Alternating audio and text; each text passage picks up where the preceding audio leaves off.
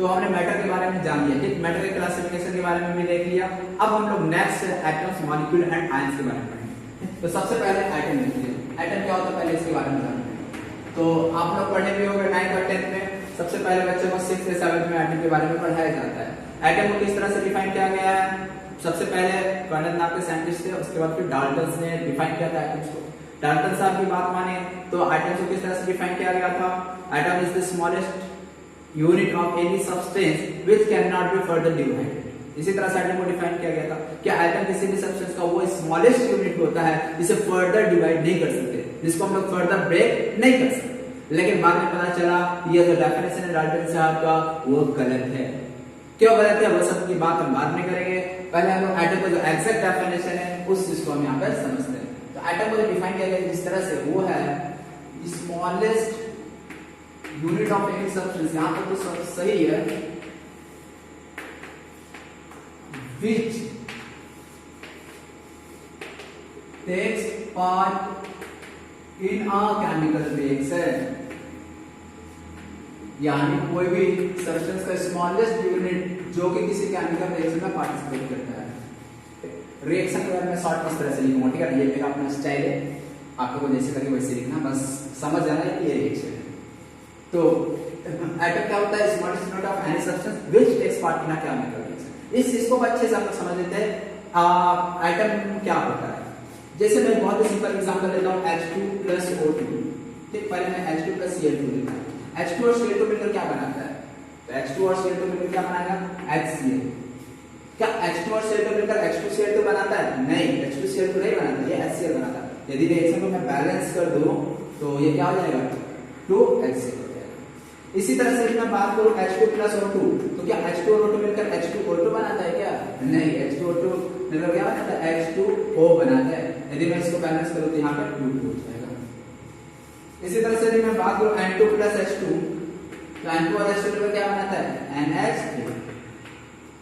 अब यहाँ पे यदि मैं बैलेंस करूं तो यहाँ पे क्या हो जाएगा? ठीक, बैलेंसिंग के बारे में आप लोग में पढ़ेंगे हो। तो ये रिएक्शन देख रहे हैं, H2 और Cl2 मिलकर HCl बनाया, H2O2 मिलकर H2O बना रहा है, H2 और N2H2 मिलकर NH3 बना रहा है। तो अब हम लोग इस रिएक्शन को पहले समझते हैं कि ये रिएक्शन एक्चुअली हो किस तरह से रहा है, ठीक। उसके बाद हम लोग एटम को अच्छे से समझ पाएंगे कि एटम को इस तरह से क्यों डिफाइन किया गया। तो चलो सबसे पहले मैं HCl के फॉर्मेशन को समझता हूँ। HCl में क्या, हाइड्रोजन का 2 एटम, क्लोरीन का 2 एटम मिलकर 2 मॉलिक्यूल ऑफ HCl बनाया, ठीक। इस रिएक्शन को मैं समझता हूँ ये रिएक्शन हो कैसे रहा है। हाइड्रोजन का first atom, first molecule, Cl2 के 2 मॉलिक्यूल, ठीक। अब ये मुझे बताओ क्या H2 और Cl2 एज अ होल ये एज अ यूनिट क्या इस Cl2 के साथ कंबाइन कर रहा है? नहीं। यदि ऐसा होता, ये एज अ यूनिट यदि एज अ होल ये कंबाइन करता है इसके साथ, तो ये बनाना था H2Cl2। बट H2Cl2 बनता है क्या? नहीं, H2Cl2 नहीं बनता है। इसका मतलब क्या है? कुछ और हो रहा है। तो ये रिएक्शन होता कैसे आखिरकार? तो सबसे पहले काम क्या होता है, H2 जो है वो टूट जाता है, ब्रेक कर जाता है H+H में। सिमिलरली Cl भी ब्रेक कर जाता है Cl+Cl में, ठीक। अब किसी भी रिएक्शन को होने के लिए जरूरी होता है, किसी भी रिएक्शन के लिए जरूरी है उसका वैलेंसी रूल, सॉरी। अब यहां पे H2 और Cl2 बन तो गया, ये अब कंबाइन किस तरह से करेंगे? अब यहाँ पे Cl एक H के साथ कंबाइन करके HCl बना देता है, दूसरा Cl एक H के साथ कंबाइन करके HCl बनाया। अब ये एक Cl कितने H के साथ कंबाइन करता नहीं करता, ये सब आप लोग को वैलेंसी रूल से पता चलेगा। वैलेंसी रूल आप लोग जानते होंगे, नहीं भी जानते तो कोई बात नहीं, आगे हम लोग आयन जब पढ़ेंगे तो वहां हम लोग ये चीज जान जाएंगे, ठीक। होता क्या है, H और Cl, वैलेंसी हाइड्रोजन का 1, Cl का 1, इसका मतलब फॉर्मूला क्या हो गया? H और Cl के बीच Cl। यानी जब भी हाइड्रोजन और क्लोरीन कंबाइन करेगा तो ऑलवेज इस रेशियो में कंबाइन करेगा, मतलब एक हाइड्रोजन एक क्लोरीन के साथ ही कंबाइन करेगा, ठीक। तो यहाँ पे एक हाइड्रोजन एक क्लोरीन के साथ कंबाइन करेगा, एक हाइड्रोजन एक क्लोरीन के साथ कंबाइन करेगा। तो जब एक क्लोरीन एक हाइड्रोजन के साथ कंबाइन किया तो एक HCl बनाया, फिर एक Cl एक H के साथ कंबाइन किया तो एक और HCl बन जाएगा। तो इस तरह से कितना HCl हो गया? 2 HCl हो गया। तो इस तरह से HCl का फॉर्मेशन होता है। तो इसलिए यहाँ पे मैं H2Cl2 क्यों नहीं लिखा, समझ में आया?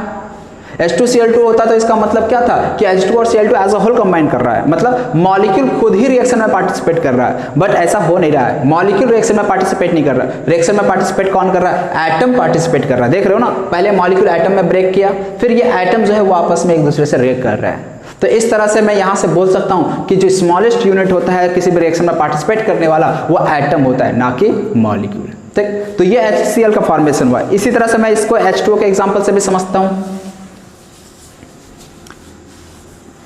H2O में क्या हो रहा है, 2H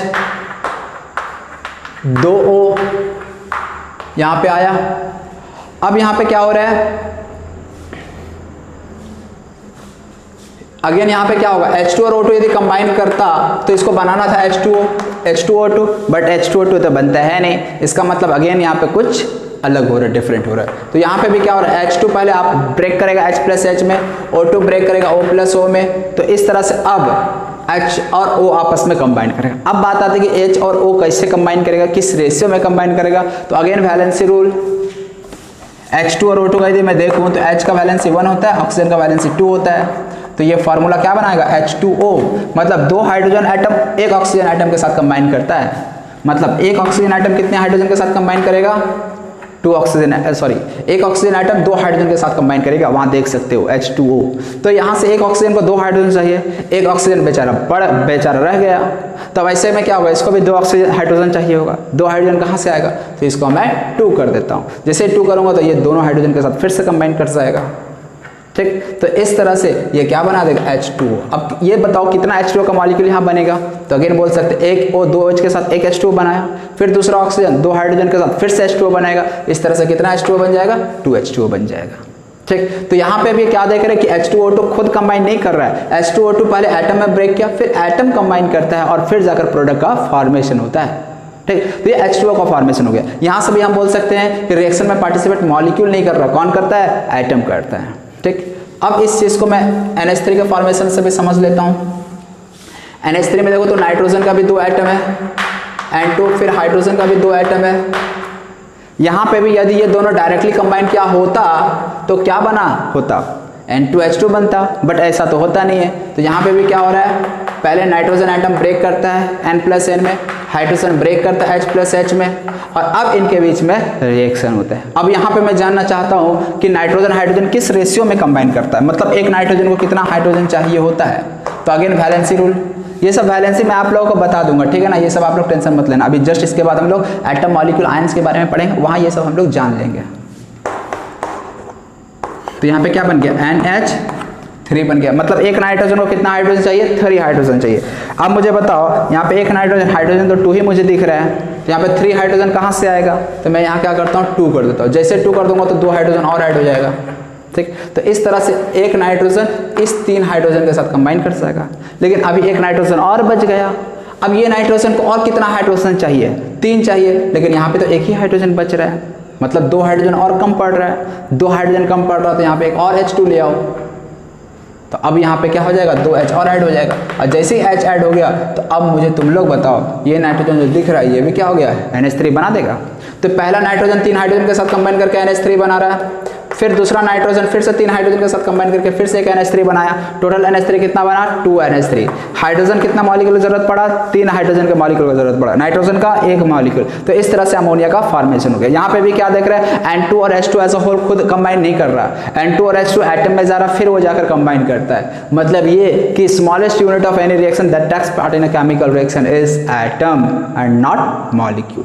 ठीक, तो अब उम्मीद है कि आप लोग को एटम का डेफिनेशन अच्छे से समझ आ गई होगी। तो अब ये एटम का डेफिनेशन होगी। अब हम लोग आते हैं नेक्स्ट मॉलिक्यूल के डेफिनेशन पे।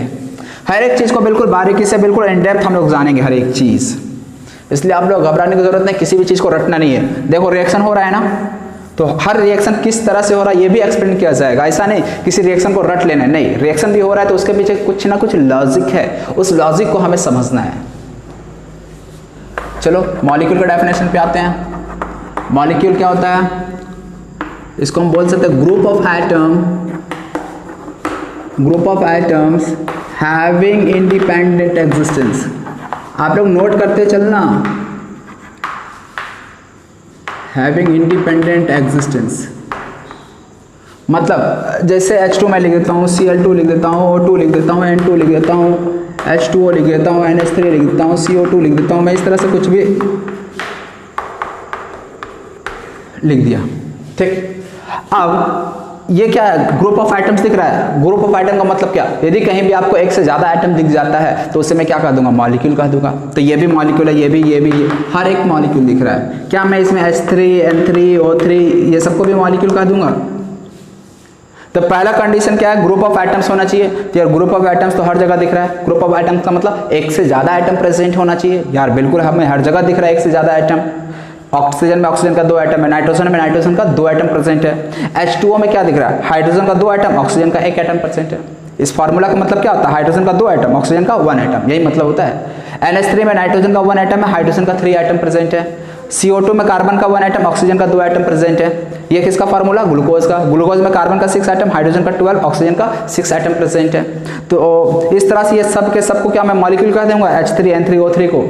नहीं, इसमें ऊपर वाले सब के सब मॉलिक्यूल होंगे, क्योंकि दूसरा कंडीशन क्या था, इंडिपेंडेंट एग्जिस्टेंस भी होना उनका। इंडिपेंडेंट एग्जिस्टेंस का मतलब वो नेचर में एग्जिस्ट करना चाहिए, उनका अपना अस्तित्व होना चाहिए। ठीक, तो यहाँ से तो हम लोग आसानी से देख पा रहे हैं कि यार हाइड्रोजन गैस, क्लोरीन, ऑक्सीजन ये तो एग्जिस्ट करता है। क्या H3 भी नेचर में एग्जिस्ट करता है, नहीं, नॉट एट ऑल।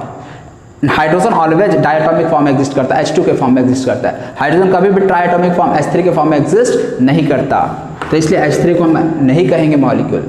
केवल ग्रुप ऑफ आइटम दिख जाने से हम मॉलिक्यूल नहीं कह देते, ग्रुप ऑफ आइटम के साथ साथ उसका अपना इंडिपेंडेंट एग्जिस्टेंस भी होना चाहिए। तो यहाँ पे H3 के केस में तो ऐसा नहीं है।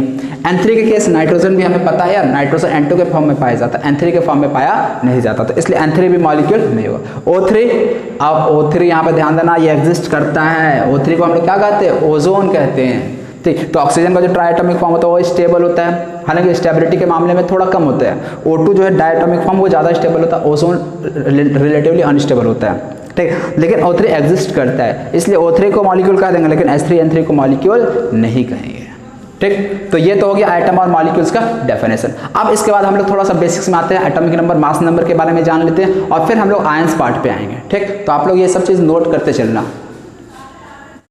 अब लोग नेक्स्ट आते हैं एटॉमिक नंबर पे। एटॉमिक नंबर क्या होता है, ठीक, तो आप लोग एटॉमिक नंबर के बारे में जान रहे होंगे, 9th क्लास में पढ़ना होता है एटॉमिक नंबर क्या होता है।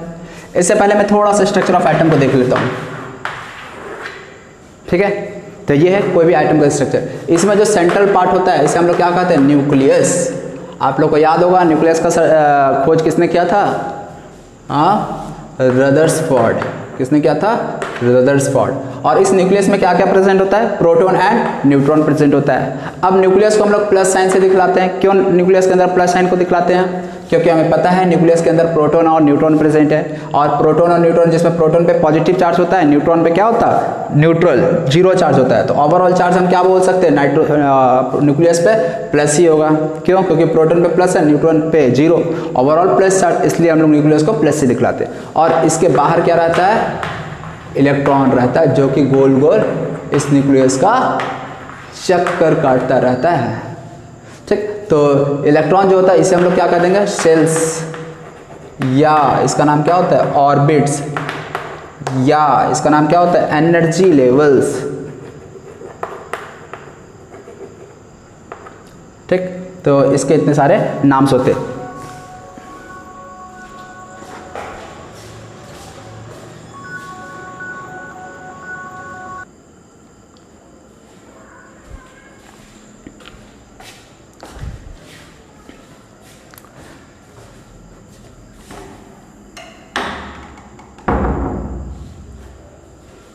तो इस तरह से ये हो गया न्यूक्लियस, सेल्स, ऑर्बिट और एनर्जी लेवल के बारे में। अब हम लोग एटॉमिक नंबर पे आते हैं। एटॉमिक नंबर क्या होता है, number of protons present in the nucleus. Number of protons present in the nucleus, यानी न्यूक्लियस में जो नंबर ऑफ प्रोटॉन्स है उसे हम लोग क्या कह देंगे, एटॉमिक नंबर। तो इस तरह से मैं जेड को क्या लिख सकता हूँ, पी। मान लो किसी एटम के अंदर एक प्रोटॉन है तो उसका एटॉमिक नंबर 1, किसी एटम के अंदर 2 प्रोटॉन है तो एटॉमिक नंबर 2। अब मैं पूछ दूं किस एलिमेंट के एटम में 1 प्रोटॉन होता है, हाइड्रोजन।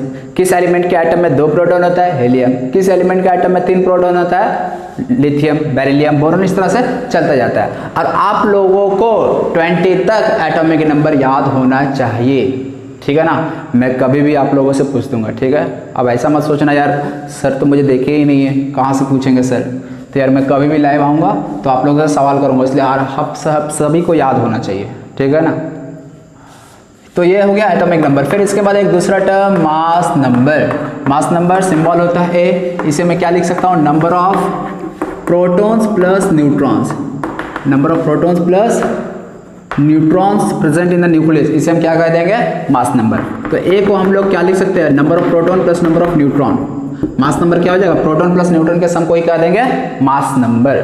ठीक, अब इस तरह से एक चीज ध्यान रखना, प्रोटॉन्स और न्यूट्रॉन्स को हम लोग कलेक्टिवली क्या कहते हैं, न्यूक्लियॉन्स कहते हैं। क्या कहते हैं, न्यूक्लियॉन्स कहते हैं। ठीक, तो protons and neutrons are collectively known as nucleus. तो मैं मास नंबर को ऐसे भी डिफाइन कर सकता हूँ, number of nucleons present in the nucleus is called mass number. अब नंबर ऑफ प्रोटॉन को मैंने क्या कहा था, एटॉमिक नंबर। तो यहाँ से ए इक्वल टू क्या हो जाएगा, Z प्लस N हो जाएगा।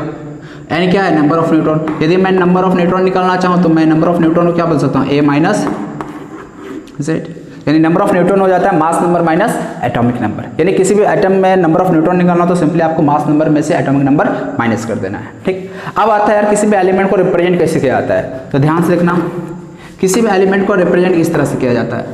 एलिमेंट को मैंने X से दिखाया, atomic number Z, mass number है, यानी एटॉमिक नंबर को नीचे लिखा जाता है, मास नंबर को ऊपर लिखा जाता है। जैसे मुझे हाइड्रोजन को लिखना हो तो हाइड्रोजन को मैं 1,1,1 लिखूंगा।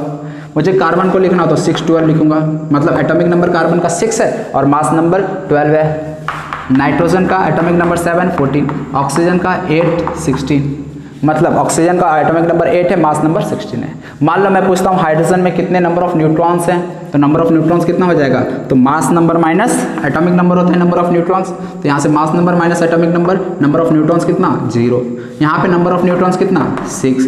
यहाँ पे नंबर ऑफ न्यूट्रॉन्स कितना, 14 माइनस 7, 7। यहाँ पे नंबर ऑफ न्यूट्रॉन्स कितना, 16 माइनस 8, 8। तो नंबर ऑफ न्यूट्रॉन निकालना तो क्या करेंगे, mass number minus atomic number कर देंगे। ठीक, तो इससे नंबर ऑफ न्यूट्रॉन्स डायरेक्टली निकल जाता है। ओके, तो ये हो गया एटॉमिक नंबर और मास नंबर के बारे में। यहाँ पे दो और टर्म आता है, मैं बता देता हूँ, आइसोटोप्स एंड आइसोबर्स। आप लोग पढ़े होंगे, याद भी होगा आइसोटोप्स एंड आइसोबर्स क्या होता है। आइसोटोप्स क्या होता है, ठीक, तो आइसोटोप्स कहते हैं ऐसे elements having same atomic number but have different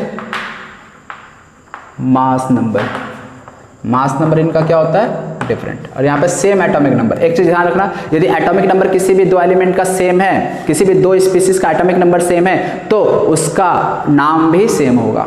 ठीक, मान लो कोई एक एलिमेंट X है और एक Y है, दोनों का एटॉमिक नंबर सेम है, तो फिर एलिमेंट भी वो XX ही होगा। ठीक है, फिर उसे हम लोग अलग अलग नाम नहीं देंगे। जैसे कार्बन का एक एलिमेंट पता होगा आपको 12 होता है और एक 14 वाला होता है। तो ये कार्बन का दो टाइप्स, मतलब कार्बन एटम दो टाइप्स के होते हैं, एक C612, एक C614 वाले होते हैं। इसका मतलब दोनों का एटॉमिक नंबर तो 6 है, लेकिन एक का मास नंबर 14 है और एक का मास नंबर 12 है, दूसरे का मास नंबर 14 है। मतलब ये कि नेचर में यदि मैं कार्बन की बात करूं तो नेचर में केवल यही वाला कार्बन नहीं पाया जाता, नेचर में ये वाला भी कार्बन एटम पाया जाता है, 14 वाला। यानी कुछ कार्बन ऐसे होते हैं जिसका मास नंबर 12 होता है, कुछ कार्बन एटम ऐसे होते हैं जिसका मास नंबर 14 होता है। ठीक, अब अलग बात है, यदि मैं नेचर में बात करूं कि ये वाला कार्बन ज़्यादा होता तो ये वाला कार्बन ज़्यादा होता है। तो कार्बन की बात करूं तो ये वाला जो C12 वाला है ना, इसका परसेंटेज ज़्यादा होता है ऑलमोस्ट। यदि टोटल 100% मैं कार्बन कहूं तो 100 में से कम 98% जो है वो C12 होता है, मात्र 1 से 2% के अप्रॉक्स में ये C14 टाइप वाला होता होगा। इसीलिए जब भी कार्बन का मास नंबर पूछा जाए ना आपसे, तो आप क्या बोलोगे, 12 बोले। क्यों, क्योंकि ऑलमोस्ट हम बोल सकते हैं कि यही वाला नेचर में पाया जाता है। लेकिन एक्सैक्ट वैल्यू जो है ना वो 12 नहीं होगा, एक्सैक्ट वैल्यू 12 नहीं होगा, वो 12 और एक का 14 भी है ना, तो दोनों के बीच का एक वैल्यू होता है, 12.00 समथिंग होता है एक्सैक्ट यदि मैं वैल्यू बात करूं तो। ठीक, इसीलिए आप लोग जब भी आप एक पीरियोडिक टेबल आप लोग डाउनलोड कर लेना, ठीक है ना, ऐप आता है पीरियोडिक टेबल, आप लोग प्ले स्टोर में लिखना, वहाँ से आपको मिल जाएगा। तो आप लोग देखोगे किसी भी एलिमेंट का मास नंबर तो आपको फ्रैक्शन में दिखेगा। जैसे कार्बन का ही देखो 12.001142 ऐसा आपको दिखता है, तो फ्रैक्शन में कहाँ से आ जाता है यार मास नंबर। मास नंबर तो देख रहे हैं क्या होता है, number of proton plus number of neutron. अब प्रोटॉन और न्यूट्रॉन मिलकर तो एक होल नंबर ही बनेगा ना, तो यार होल नंबर है, जबकि आपको मास नंबर फ्रैक्शन में दिख जाएगा वहाँ जब मास नंबर देखना चाहोगे ऐप से। ऐसा क्यों होता है, तो ऐसा इसलिए होता है क्योंकि वहाँ एक से ज़्यादा आइसोटोप्स पाए जाते हैं उस एलिमेंट का। कार्बन का 12 पॉइंट समथिंग पाया जाता है। हाइड्रोजन का भी देखोगे ना तो हाइड्रोजन का भी एग्जैक्टली 1 नहीं होगा मास नंबर, उसका भी 1 पॉइंट समथिंग समथिंग होगा। क्यों पॉइंट समथिंग समथिंग होता है? क्योंकि हाइड्रोजन का भी 3 आइसोटोप्स होता है, 11, 12, 13। हाइड्रोजन का 3 आइसोटोप, एक प्रोटियम, दूसरा ड्यूटेरियम और तीसरा ट्रिटियम। प्रोटियम का एटॉमिक नंबर 1 मास नंबर 1, इसका ड्यूटेरियम का एटॉमिक नंबर 1 मास नंबर 2, इसका एटॉमिक नंबर 1 मास नंबर 3। तो इस तरह से ये तीनों में यदि नंबर ऑफ न्यूट्रॉन्स देखा जाए, इसमें नंबर ऑफ न्यूट्रॉन्स कितना है? 0, इसमें नंबर ऑफ न्यूट्रॉन्स 1, इसमें नंबर ऑफ न्यूट्रॉन्स 2 आ रहा है। तो इसीलिए हाइड्रोजन के हर आइसोटोप्स में नंबर ऑफ न्यूट्रॉन 0 नहीं होता है, केवल प्रोटियम में नंबर ऑफ न्यूट्रॉन 0 होता है। अब अलग बात है यदि परसेंटेज की हम बात करें, नेचर में तीनों तरह का हाइड्रोजन पाया जाता है। 1,1 वाला भी पाया जाता है नेचर में, 1,2 वाला भी पाया जाता है और 1,3 वाला भी पाया जाता है। ठीक है, इनका परसेंटेज हालांकि इस दोनों का बहुत ही कम होता है। जैसे ये 96-97% है तो इसका 1%, 2% इसका तो और भी ज़्यादा कम होता है। ठीक है, ये रेडियो एक्टिव सब्सटेंस होता है ट्रिटियम। रेडियो एक्टिव सब्सटेंस क्या होता है वो सब छोड़ो यार अभी। ठीक, तो इसलिए नंबर ऑफ न्यूट्रॉन हम लोग जनरली बोलते हैं 0। क्यों? क्योंकि जब भी हाइड्रोजन बोला जाए ना तो हम लोग हमेशा ये प्रोटियम ही समझते हैं कि ऐसा क्यों? क्योंकि उसी का परसेंटेज नेचर में ज़्यादा है। और इसलिए जब भी मास नंबर हम लोग लिखना होता है तो हाइड्रोजन का मास नंबर ऑलवेज मैं 1 ही ले लूँगा। ऐसा क्यों? क्योंकि मोस्टली कौन है नेचर में प्रेजेंट? ये वाला प्रेजेंट है ना, इसलिए हम लोग इसी को लेकर चलते हैं।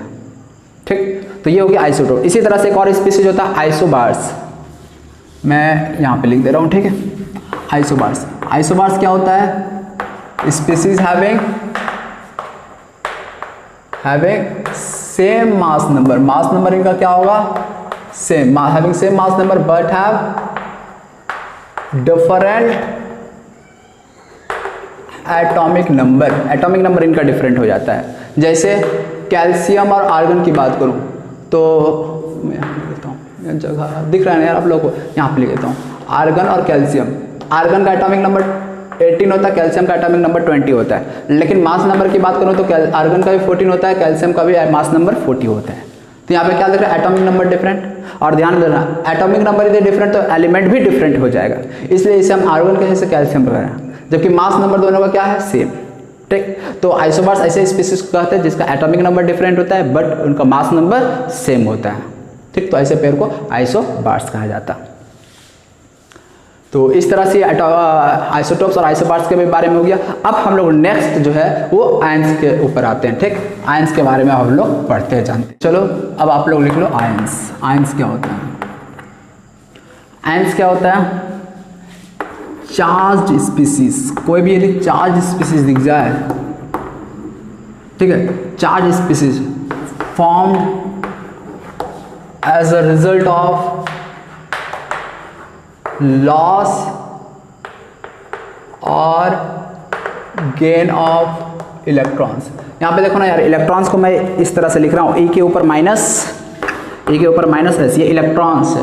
ठीक, तो कंफ्यूज ना होना आप लोग, पहले मैं बता दिया इलेक्ट्रॉन्स को मैं ऐसे ही लिखने वाला, बार बार इलेक्ट्रॉन्स आएगा तो बार बार मैं पूरा इलेक्ट्रॉन्स नहीं लिखूंगा। ठीक है, तो यहाँ पे आयंस को किस तरह से डिफाइन किया गया? Charge species. और ये चार्ज स्पीसीज किस तरह से बनता है? Formed as a result of loss और गेन ऑफ इलेक्ट्रॉन। अच्छा, लॉस का स्पेलिंग गलत हो गया। Formed as a result of loss और गेन ऑफ इलेक्ट्रॉन, मतलब जो कि स्पीसीज, मतलब कोई एलिमेंट, कोई एटम इलेक्ट्रॉन को लूज या गेन करता है तो इससे उसके ऊपर चार्ज आ जाता है और उसी स्पीसीज को हम लोग क्या कहते हैं? सोडियम। ये क्या कहते हैं? आयंस। जैसे मैं पहला एग्जांपल लेता हूँ, सोडियम। ठीक, सोडियम का यदि एटॉमिक नंबर की बात करूँ तो एटॉमिक नंबर क्या होता है? 11 यदि एटॉमिक नंबर है तो इसका इलेक्ट्रॉनिक कॉन्फ़िगरेशन क्या लिखूंगा? आप लोग पढ़े हो, इतना जानते हो, 281 सोडियम का एटॉमिक नंबर। अब ये क्या करता है? देखो, कोई भी एलिमेंट्स आयंस क्यों बनाता है? तो देखो, हर एक एलिमेंट चाहता है, देखो केमिस्ट्री में स्टेबिलिटी पाने के लिए कोई भी किसी भी हद तक जा सकता है। ठीक है ना, तो इसीलिए सोडियम यहाँ पे जो है वो क्या करेगा? अपना ऑक्टेट कंप्लीट करने के लिए स्टेबिलिटी कम मिलेगा सोडियम को जब उसका ऑक्टेट कंप्लीट हो जाए। हाइड्रोजन के केस में हम लोग डुप्लेट देखते हैं, यदि हाइड्रोजन के पास 2 इलेक्ट्रॉन हो जाता है तो वो फिर कुछ भी कर सकता है, इलेक्ट्रॉन ले सकता, दे सकता है। उसी तरह से सोडियम के केस में ये ऑक्टेट कंप्लीट करना चाहेगा। ऑक्टेट किस तरह से कंप्लीट कर सकता है? इसके पास 2 ऑप्शन है, आइदर ये 1 इलेक्ट्रॉन यदि यहाँ पे दे देता है, 1 इलेक्ट्रॉन यदि दे दे तो इसके वैलेंस सेल में कितना इलेक्ट्रॉन हो जाता है? 8। ऑक्टेट आ गया ना वैलेंस सेल में, और वैलेंस सेल में 8 इलेक्ट्रॉन का होना ही ऑक्टेट कहलाता है। तो इस तरह से एक तो ऑप्शन इसके पास ये है। दूसरा ऑप्शन क्या था इसके पास, वैलेंस शेल में एक इलेक्ट्रॉन है, किसी से 7 इलेक्ट्रॉन ले ले तो भी इसका ऑक्टेट कंप्लीट हो जाएगा। बट 1 इलेक्ट्रॉन देना और 7 इलेक्ट्रॉन लेना कौन सा आसान होगा इसके लिए, तो 1 इलेक्ट्रॉन देना ज़्यादा आसान होगा, 7 को इलेक्ट्रॉन को लेने में बहुत ज़्यादा एनर्जी खर्च करना पड़ेगा। इसलिए यहाँ पे क्या होता है, ये 1 इलेक्ट्रॉन दे देता है।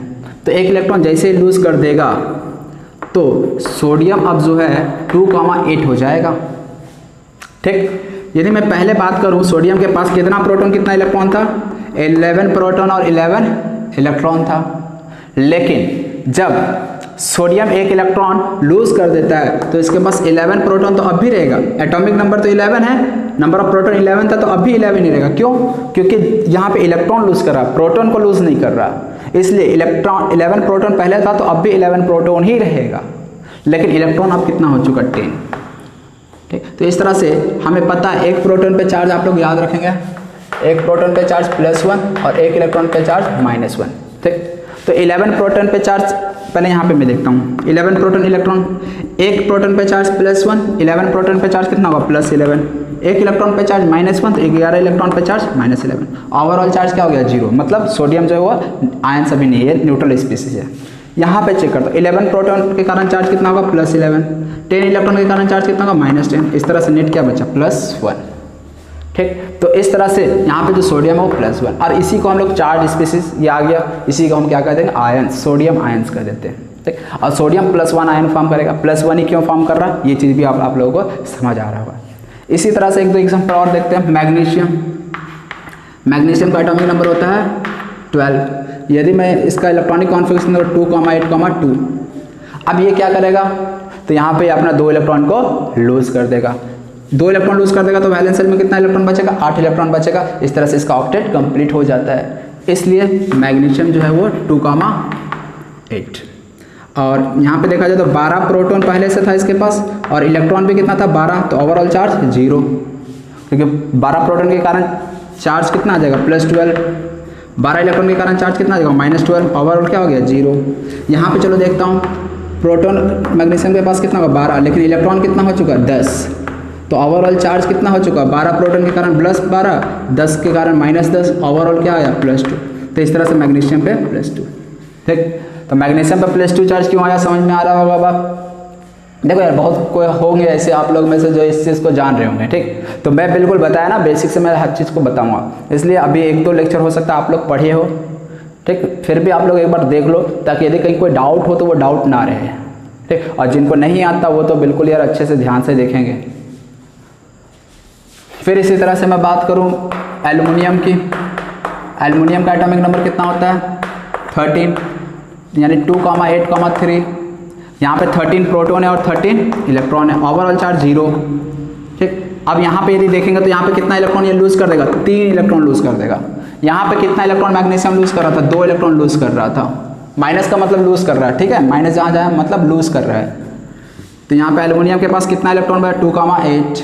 तो इस तरह से यहाँ पे चार्ज जो आ जाएगा 13 प्रोटॉन 10 इलेक्ट्रॉन, चार्ज कितना आ जाएगा +3, तो एल्युमिनियम +3 आयन बनाएगा। तो ये चीज़ भी अब आप लोगों को समझ आ रहा होगा कि एल्युमिनियम +3 आयन क्यों बना रहा है, मैग्नीशियम +2 आयन क्यों बना रहा है, सोडियम +1 आयन क्यों बना रहा है। ठीक, इसी तरह से मैं मान लो कैल्शियम देखना चाहूँ,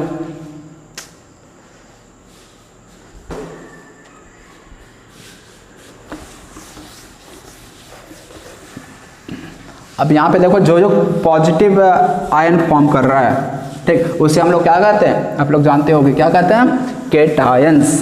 ठीक, जैसे मैं कैल्शियम की बात करूँ, कैल्शियम का एटॉमिक नंबर होता है 20, कैल्शियम का इलेक्ट्रॉनिक नंबर 2,8,2। कितना इलेक्ट्रॉन लूज करेगा, ये 2 इलेक्ट्रॉन, यदि 2 इलेक्ट्रॉन लूज करेगा तो 2 8 8 बचेगा। तो इस तरह से इसके पास 20 प्रोटॉन और 20 इलेक्ट्रॉन था, तो ओवरऑल चार्ज कितना हो गया 0। यहाँ पे यदि देखा जाए तो 20 प्रोटॉन और इलेक्ट्रॉन कितना हो चुका है 18, तो नेट चार्ज क्या दिख रहा है +2, इसलिए कैल्शियम क्या है +2 आयन फॉर्म करेगा। ठीक, समझ आ रहा है ना ये चीज़। तो ये हो गया कैल्शियम। अब हम लोग इसी तरह से कुछ एनायंस के बारे में देख लें जो निगेटिव आयन फॉर्म करता है। जैसे मैं नाइट्रोजन, पहले मैं फ्लोरीन से बात करता हूँ। फ्लोरीन का एटॉमिक नंबर होता है अरे यार,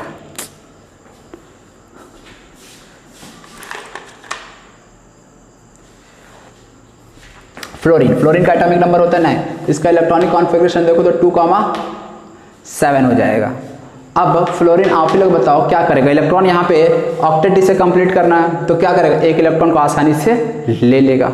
ठीक, जब ये एक इलेक्ट्रॉन को ले लेगा तो इसे मैं प्लस ई लिखूंगा। प्लस ई क्यों लिख रहा हूँ, क्योंकि ये इलेक्ट्रॉन को ले रहा है, एक्सेप्ट कर रहा है, गेन कर रहा है। तो यहाँ पे ये क्या हो जाएगा 2,8। ठीक, यहाँ पे यदि देखो तो 9 प्रोटॉन पहले था, एटॉमिक नंबर 9 है, इसका मतलब 9 प्रोटॉन और इलेक्ट्रॉन भी कितना 9। ओवरऑल चार्ज कितना हो गया 0। यहाँ पे ओवरऑल चार्ज देखूंगा तो 9 प्रोटॉन, लेकिन यहाँ पे इलेक्ट्रॉन देखो कितना हो चुका है, तो 2 + 8 10 इलेक्ट्रॉन हो चुका है, जबकि यहाँ पे कितना इलेक्ट्रॉन था 9 इलेक्ट्रॉन था। लेकिन ये एक इलेक्ट्रॉन ले लिया, अब ये इलेक्ट्रॉन कहीं से भी ले रहा हूँ, इसको कोई देने वाला आया होगा, ठीक है ना, तो कौन दे रहा नहीं दे रहा अभी इससे हमें मतलब नहीं है। तो यहाँ पे 2,8 9 प्रोटॉन 10 इलेक्ट्रॉन, ओवरऑल चार्ज बताओ कितना हो गया, 9 प्रोटॉन के कारण चार्ज +9, 10 इलेक्ट्रॉन के कारण चार्ज -10, तो ओवरऑल कितना आ गया -1। तो इसलिए यहाँ पे फ्लोरीन क्या होगा -1 आयन फॉर्म करेगा। इसी तरह से मैं ऑक्सीजन को देखूँ, ऑक्सीजन का एटॉमिक नंबर 8 होता है, ऑक्सीजन का इलेक्ट्रॉनिक कॉन्फ़िगरेशन 2,6। यहाँ पे क्या करेगा, 2 इलेक्ट्रॉन को गेन करेगा, जैसे 2 इलेक्ट्रॉन गेन करेगा तो 2,8 हो जाएगा। यदि यहाँ पे मैं देखूँ कितना प्रोटॉन कितना इलेक्ट्रॉन, तो 8 प्रोटॉन 8 इलेक्ट्रॉन। एक से ध्यान देना, प्रोटॉन के लूज नहीं कर रहा, इसलिए प्रोटॉन जो है वो 8 था तो 8 ही रहेगा, और यहाँ पे भी प्रोटॉन 8 ही रहने वाला। लेकिन इलेक्ट्रॉन कितना हो चुका है, 2 + 8 10 इलेक्ट्रॉन हो चुका। ओवरऑल चार्ज देखो तो यहाँ पे 8 + 8 -8 0, यहाँ पे देखो तो +8 और -10, चार्ज कितना हो गया -2। इसलिए ऑक्सीजन जो है वो -2 आयन फॉर्म करेगा, -2 चार्ज। ठीक, तो जो भी नेगेटिव आयन फॉर्म करता है उसे हम लोग एनायंस कहते हैं।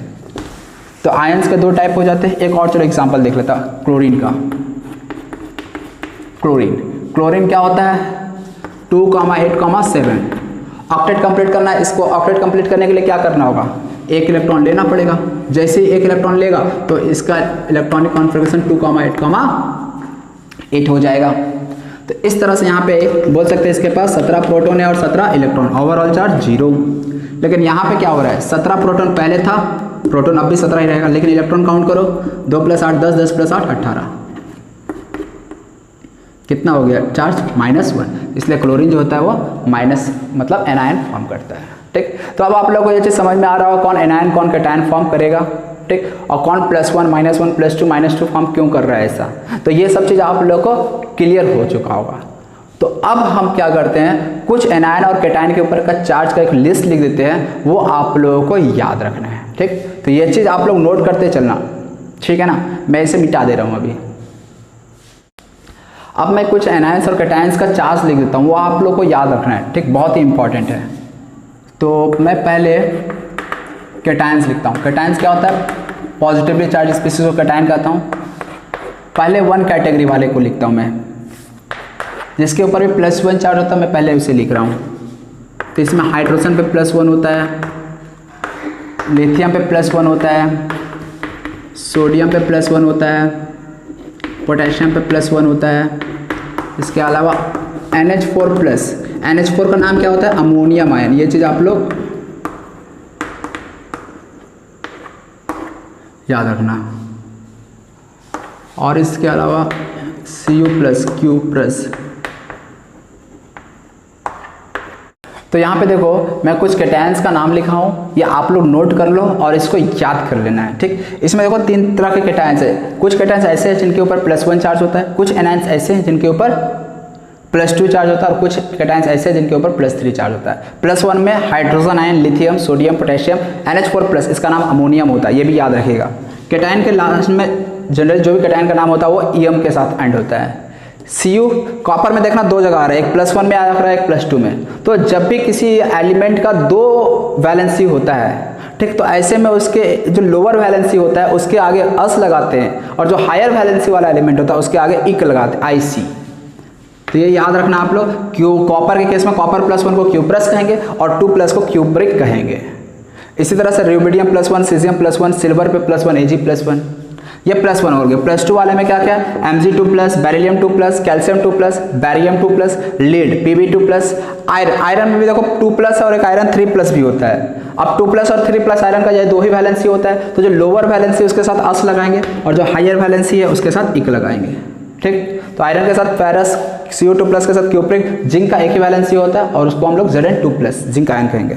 3 प्लस वाले में देख लो 2 ही आयन्स यहाँ पे जो आपको यूज आएगा Al3 plus and Fe3 plus. ये मोस्ट कॉमन जो आप लोगों को कहीं भी दिखेगा और आप लोग इसे याद कर लेना क्योंकि इसे फॉर्मूला जब हम लोग किसी भी कंपाउंड का लिखेंगे तो वहाँ इसका यूज आएगा। यदि आपको ये चीज़ याद नहीं है तो आपको हर जगह फिर दिक्कत होगा, इसलिए बहुत ही मस्ट, बहुत ही ज़रूरी है ये, इतना आपको याद रख लेना। तो ये कुछ कैटायन हो गया। अब हम लोग एनायन का कुछ जान लेते हैं, उसके ऊपर चार्ज क्या होता है, तो इसे आप लोग नोट कर लो।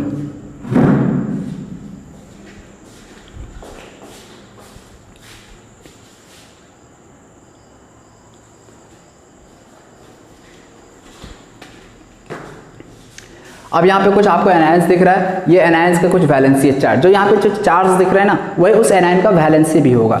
जैसे यहाँ पे आपको फर्स्ट केस में दिख रहा होगा जिसके ऊपर -1 चार्ज है, मतलब इन सब का वैलेंसी भी मैं 1 कहूँगा। ठीक, इसमें क्या है, fluoride ion, chloride ion, bromide, iodide, ये सब का नाम मैं बोल दे रहा हूँ, ठीक है ना। यहाँ लिखा नहीं, आप लोगों को लिखना हो तो आप लोग लिख लेना अपने नोट्स में। फ्लोराइड आयन स्पेलिंग क्या हो जाएगा, FLUORIDE। इसी तरह से chloride, chloride ion, bromide, iodide, ये नाइट्रेट है, ध्यान देना, NO3 minus nitrate ion, NO2 minus nitrite ion, IT है, देखना यहाँ पे A और यहाँ पे I का ही केवल डिफरेंस है, इसलिए गलती मत कर देना। तो NO3 minus ion nitrate ion, NO2 minus nitrite ion, OH minus hydroxide ion, HCO3 minus hydrogen carbonate और बाइकार्बोनेट आयन कहलाता है। ठीक, इसी तरह से 2 माइनस में देखें तो ऑक्साइड, S2 माइनस है तो सल्फाइड, SO4 2 माइनस तो सल्फेट और SO3 2 माइनस है तो सल्फाइट। अगेन देखो AT और IT में डिफरेंस आ रहा है, तो ये सल्फेट है, ये सल्फाइट है। CO3 2 माइनस कार्बोनेट, ठीक, ये 2 माइनस में हो गया। 3 माइनस में N पे 3 माइनस नाइट्राइट कहते हैं इसे, PO4 3 माइनस पे फॉस्फेट हो जाता है। तो ये कुछ एनायंस है जिसके ऊपर आपको चार्ज याद रखना बहुत ही जरूरी है। ठीक, किसी भी कंपाउंड मॉलिक्यूल का फार्मूला लिखना होगा तो इसी वैलेंसी का जरूरत पड़ेगा। ठीक, तो इसे अब आप लोग नोट कर लो और अब हम लोग इसके हेल्प से, ये जो चार्ज या वैलेंसी हमने लिखा, इसके हेल्प से किसी भी कंपाउंड का फार्मूला को किस तरह से लिखते हैं वो अब हम लोग सीख लेते हैं नेक्स्ट। तो नोट कर लो इसे अब आप लोग।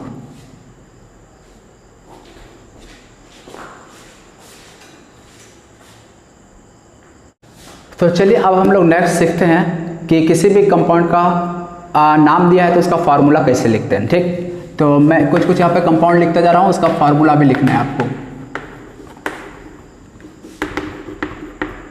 ठीक, सोडियम क्लोराइड। एक काम करता हूँ यार, मैं थोड़ा समय बचाने के लिए और आपका डाटा बचाने के लिए मैं यहाँ पे सारा मॉलिक्यूल का फार्मूला एक साथ लिख देता हूँ, उसके बाद मैं डायरेक्ट यहाँ पे सबका फार्मूला लिखूंगा, ठीक है ना। तो पहले मैं यहाँ पे सबका पहले नेम लिख देता हूँ, नेम ऑफ द कंपाउंड। इधर होगा अपना नेम ऑफ कंपाउंड और इस साइड आ जाएगा फार्मूला। तो ये फार्मूला आपको खुद से लिखना है, मैं नेम लिख देता हूँ, आपको फार्मूला खुद से लिखना है। ओके, चलिए सबसे पहले क्या करना है, आप लोग को वीडियो पॉज करना है और फिर इसका फार्मूला खुद से लिखना है, उसके बाद आपको हमारे आंसर पे आना है। ठीक, जब भी मैं कुछ सॉल्व करने दूं, ठीक है ना, केवल इसी सवाल में नहीं, जब भी मैं कुछ आपको सॉल्व करने दूं तो आपका काम होगा वीडियो को पॉज करने, पहले खुद से सभी का फार्मूला लिख लेना, उसके बाद फिर वीडियो को रिप्ले करके आप देखना। ठीक, तो चलो मैं अभी स्टार्ट करता हूँ। यहाँ सोडियम क्लोराइड, सबसे पहले तो आपको पहचानना होगा कौन कौन सा एलिमेंट प्रेजेंट है। यहाँ पे नाम से आपको पता चल जाएगा इसमें सोडियम और कौन सा एलिमेंट प्रेजेंट है, क्लोरीन। तो यहाँ मैं यहाँ पे सोडियम लिखा, एक तरफ क्लोरीन लिखा। अब उसके बाद दूसरा काम होता है उसका वैलेंसी उसके नीचे लिखना। सोडियम का वैलेंसी क्या होता है, तो जाके अभी जो मैंने चार्ट लिखाया था, सोडियम पे देखो चार्ज क्या होता है, तो सोडियम पे चार्ज क्या होता है +1, क्लोरीन पे चार्ज क्या होता है -1। तो ध्यान देना यहाँ पे प्लस और माइनस लिखने की जरूरत नहीं है, केवल चार्ज को लिखना है 1, यहाँ पे भी 1, प्लस माइनस यहाँ पे लिखने की जरूरत नहीं है। उसके बाद क्या करना, आपको क्रॉस मल्टीप्लाई कर देना। तो इस तरह से फार्मूला क्या बन गया, NaCl। तो इसका फार्मूला हो गया NaCl। अब मैं इसे मिटा दे रहा हूँ, ठीक है, NaCl। Magnesium chloride, magnesium chloride में क्या, मैग्नीशियम और क्लोरीन है। अब इतना आपको समझना पड़ेगा नाम पढ़ के कि कौन कौन सा एलिमेंट प्रेजेंट है। तो मैग्नीशियम का वैलेंसी 2, क्लोरीन का वैलेंसी 1। ये सब मैं कहाँ से लिख रहा हूँ, जो अभी चार्ट बताया था वहाँ जाके देख लो, चार्ट आपको दिख लेगा। मैग्नीशियम के ऊपर 2+ होता है, क्लोरीन के ऊपर -1। उसके बाद आपको क्या करना है, जस्ट क्रॉस मल्टीप्लाई कर देना। तो फार्मूला क्या बन गया, Mg1Cl2। ठीक, यहाँ पे 1 लिखने का जरूरत नहीं होता है, वो अंडरस्टूड होता है, यहाँ पे 1 है ऑलरेडी। ठीक, तो मैग्नीशियम क्लोराइड का फार्मूला क्या हो गया, MgCl2। इस तरह सोडियम सल्फेट, सोडियम का क्या होगा, Na। सल्फेट, सल्फेट का फार्मूला क्या था, SO4। अब सोडियम का वैलेंसी 1, सल्फेट का वैलेंसी जाके देख लो, सल्फेट 2- होता है। तो इस तरह से फार्मूला क्या बन गया, Na2SO4। ठीक है ना, Na2 आ जाएगा और SO4 1 आ जाएगा। तो 1 लिखने का जरूरत है नहीं। एक चीज़ ध्यान रखना, एक्चुअली 1 को मुझे ऐसा लिखना था, जब भी कोई ग्रुप ऑफ आइटम दिखे और उसके आगे आपको कुछ लिखना हो सफिक्स में तो हमेशा ब्रैकेट में लिखोगे, लेकिन 1 अंडरस्टूड रहता है, इसीलिए 1 के केस में आप केवल Na2SO4 भी लिखकर छोड़ सकते हो। ठीक है ना। Barium sulphate, barium Ba sulphate SO4, barium का वैलेंसी 2, सल्फेट का वैलेंसी भी 2। अब देखो यदि कोई यहाँ पे कट रहा होगा तो आपको काट देना है, क्यों? क्योंकि आपको सिंपलेस्ट रेशियो में कोई भी फार्मूला लिखना होता है, सिंपलेस्ट रेशियो। तो यहाँ पे Ba अब आ गया SO4, SO4 का वैलेंसी 1, बैरियम का वैलेंसी 1, इसलिए 1 1 आ जाएगा। तो इस तरह से फार्मूला हो गया BaSO4। फिर फेरिक कार्बोनेट, फेरिक बोला गया तो आयरन और कार्बोनेट बोला गया तो CO3। अब फेरिक में बताओ कार्बन आयरन का वैलेंसी क्या होता? तो आयरन का वैलेंसी होता 3, कार्बोनेट में कार्बन का वैलेंसी क्या होता है? 2। तो इस तरह से Fe इधर 2 इधर। अब यहाँ पे देखो Fe और यहाँ पे CO3 को हम ऐसे 3 नहीं लिखेंगे। अब यहाँ पे CO3 ग्रुप है, यदि 1 होता तो हम डायरेक्ट छोड़ देते हैं, लेकिन 2 3 आ जाए तो ब्रैकेट में आपको लिखना है ऐसे केस में। तो Fe2CO3 होल थ्राइस, ऐसा फार्मूला इसका लिखा जाएगा। ठीक, तो यहाँ पे मैं बिटा के अच्छे से लिख दे रहा हूँ। इसका फार्मूला हो गया Fe2CO3 3। ठीक, मतलब ये है कि इसका जो आपका वैलेंसी होगा वो इसमें आ जाएगा, इसका जो वैलेंसी होगा वो इसमें चला जाएगा। शॉर्ट में यदि मैं कहूँ तो इतना सब आप लोग सीख गए होंगे। सोडियम का वैलेंसी 1 तो क्लोरीन में 1 आ गया, क्लोरीन का वैलेंसी 1 तो क्लोरीन का इसमें आ गया। मैग्नीशियम क्लोराइड, मैग्नीशियम का वैलेंसी 2 इसमें, क्लोरीन का वैलेंसी 1 तो इसमें। सोडियम सल्फेट, सोडियम का वैलेंसी 1 तो सल्फेट में 1 आ गया, सल्फेट का वैलेंसी 2 तो इसमें 2 आ जाएगा। मतलब आपको इधर का वैलेंसी को उसमें डाल देना, उस वाले का वैलेंसी आपको इसमें डाल देना, बस यही क्रॉस करना है। तो अब मैं डायरेक्ट लिखूंगा, आप लोग समझना। अमोनियम हाइड्रोक्साइड, अमोनियम कहे तो NH4, हाइड्रोक्साइड कहे तो OH। ठीक, अब अमोनियम का वैलेंसी जो आएगा वो OH में मल्टीप्लाई कर देंगे। तो अब बताओ अमोनियम का वैलेंसी क्या होता है? जाके देखना, NH4 का वैलेंसी +1 होता है, NH4 +1 आयन होता है। तो अमोनिया का वैलेंसी 1 इसमें मल्टीप्लाई। OH को चेक करो, OH hydroxide ion, hydroxide ion का वैलेंसी भी 1 तो इसमें आ जाएगा। 1 1 आया तो यहाँ पे ब्रैकेट डालने का जरूरत नहीं है, आप डायरेक्ट भी ऐसे लिख सकते हो NH4OH। ठीक है ना। और समझ रहे हो किस तरह से आपको फार्मूला लिखना है, तो बार बार आपको उतना करने की जरूरत नहीं है। अमोनियम कार्बोनेट, तो अमोनियम है NH4, कार्बोनेट है CO3। अमोनियम का वैलेंसी जो आएगा वो इसमें मल्टीप्लाई हो जाएगा, और अमोनियम का वैलेंसी अभी जस्ट देखे 1 होता है। कार्बोनेट का वैलेंसी 2 होता है तो 2 इसमें मल्टीप्लाई हो जाएगा। तो देखो यहाँ पे 2 आ रहा है तो इसलिए इसको तो ब्रैकेट में लिखना पड़ेगा। यहाँ पे हम ब्रैकेट नहीं भी लगाएं तो चलता है। तो अमोनियम कार्बोनेट का फार्मूला हो जाएगा NH4CO3। फिर अमोनियम नाइट्रेट, तो अगेन अमोनियम है, अमोनियम को ब्रैकेट में, नाइट्रेट है तो NO3। अब देखना नाइट्रेट है, एक नाइट्राइट होता है, नाइट्रेट है तो +1 वैलेंसी होगा। अब बताओ नाइट्रेट का वैलेंसी 1, देख लो NO3 -1 होता है, और NH4 अमोनिया का वैलेंसी 1, दोनों का 1 1 आ रहा तो ये ब्रैकेट लिखने का कोई ज़रूरत नहीं है, मतलब आप डायरेक्ट NH4NO3 लिख सकते हो इसे। अब यहाँ पे क्या, पोटेशियम नाइट्राइट, यहाँ आइट है, अरे यार, तो पोटेशियम का K और नाइट्राइट, नाइट्राइट है तो क्या हो जाएगा NO2। देखो नाइट्राइट है तो O2 और यहाँ पे नाइट्रेट था NO3, वैलेंसी दोनों का, इसका भी प्लस, पोटेशियम का 1, नाइट्राइट का भी 1 1 1। तो यहाँ पे अगेन आपको ब्रैकेट लिखने का जरूरत नहीं है, डायरेक्ट KNO2 लिख सकते हो। ठीक, तो अब आप लोग क्लियर हो रहा होगा हर चीज। सोडियम बाइकार्बोनेट, बाइकार्बोनेट क्या होता है HCO3। अब सोडियम का जो वैलेंसी होगा वो इसमें मल्टीप्लाई हो जाएगा, तो बाइकार्बोनेट का वैलेंसी 1 तो इसमें आ जाएगा। क्यों HCO3 बाइकार्बोनेट, जाके देखो HCO3 पे चार्ज -1 होता है, यानी इसका वैलेंसी 1 तो इसलिए सोडियम में 1 से मल्टीप्लाई है।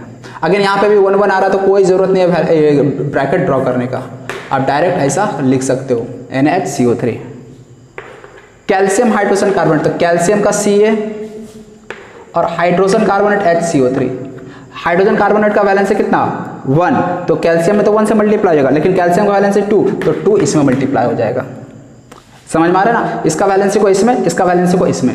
यदि नहीं समझ में आ रहा तो इधर देख लो, कैल्शियम और बाइकार्बोनेट या हाइड्रोजन कार्बोनेट दोनों का मतलब सेम होता है, बाइकार्बोनेट लिखो या हाइड्रोजन कार्बोनेट दोनों का मतलब सेम होता है। तो कैल्शियम का वैलेंसी 2, हाइड्रोजन कार्बोनेट का वैलेंसी 1, इसे क्रॉस मल्टीप्लाई करो तो देखो क्या आ रहा है Ca1 और HCO3 2 आ रहा है। तो उसी चीज़ को मैंने शॉर्ट में ऐसा लिख दिया। क्यूप्रस ऑक्साइड, क्यूप्रस, यदि क्यूप्रस है इसका मतलब वैलेंसी कॉपर का क्या रहा होगा +1, और ऑक्साइड, ऑक्साइड में ऑक्सीजन का वैलेंसी क्या होगा 2, तो कॉपर का वैलेंसी 1, ऑक्सीजन का वैलेंसी 2, इसलिए वो इधर आ गया। अब देखना यहाँ पे थोड़ा ये वाला नाम इसका फॉर्मूला है, ठीक है। तो इसका formula CO2। Cupric oxide, cupric में क्या होता है, कॉपर का वैलेंसी 2 और ऑक्सीजन का वैलेंसी भी 2। तो देखो क्यूप्रिक में कॉपर का वैलेंसी 2 है तो यहाँ पे 2 आ जाएगा, ऑक्साइड का वैलेंसी 2 तो यहाँ पे आ जाएगा। तो दोनों 2 अब देखो कट रहा है ना, जहाँ कट रहा है उसे मैं काट दूंगा, 2 काट दी तो 1 बचा। तो इस तरह से इसका सिंपल फार्मूला क्या हो गया, CuO। Okay, zinc carbonate, zinc carbonate क्या होगा, जिंक और CO3। अगर देखो जिंक का वैलेंसी कितना होता है, जाकर चेक कर लो, तो 2 होता है, 2 यहाँ पे आ जाएगा। कार्बोनेट का वैलेंसी कितना होता है, 2, तो 2 भी यहाँ पे आ जाएगा। तो इस तरह से ये भी 2 कट जाएगा, तो इसको हटा दो, जो कट रहा है उसको हटा देंगे। तो इस तरह से Zn1CO3 यानी फार्मूला मैं डायरेक्ट बोल सकता हूँ, क्या हो गया, ZnCO3। तो इस तरह से किसी भी एक मॉलिक्यूल का फार्मूला लिखा जाता है। तो इसके लिए आपको क्या पता होना, वो जो मैंने वैलेंसी लिखाया, जो चार्ज लिखा है वो आपको याद होना, किस पे +1, किस पे +2, किस पे +3 चार्ज होता है, किस पे -1, किस पे -2, किस पे -3 चार्ज होता है। ये एकदम याद होना चाहिए, आपकी ज़बान पे होना चाहिए, तभी जाकर आप लोग केमिस्ट्री में आगे बढ़ पाओगे। ये सब यदि छोटी छोटी बातें याद नहीं है तो आप लोग केमिस्ट्री का एक स्टेप भी आगे नहीं बढ़ पाओगे। ठीक है, बहुत सीरियसली मैं कह रहा हूँ इस चीज़ को, इसलिए ये चीज़ आप लोग बिल्कुल अच्छे से याद कर लेना। ठीक है, तो अब आप लोग इसको नोट कर लो, देखो किसका कितना सही हुआ था। तो अब इसके बाद हम लोग अब जो नेक्स्ट है वो कुछ और बेसिक्स चीज़ें पढ़ेंगे अगले क्लास में। ठीक है, अभी के लिए मैं यहीं पे वीडियो को समाप्त करता हूँ। ठीक है, आप लोग घर पे जाके इसे रिवाइज कर लो अच्छे से, जो फर्स्ट टाइम हो सकता पढ़ रहे हो तो वो खासकर ज़्यादा कंसंट्रेशन के साथ पढ़ो। ठीक, तो आगे अपना अब नेक्स्ट लेक्चर पे हम लोग आगे की बातें करेंगे। अभी के लिए यहीं पे थैंक यू, बाय बाय।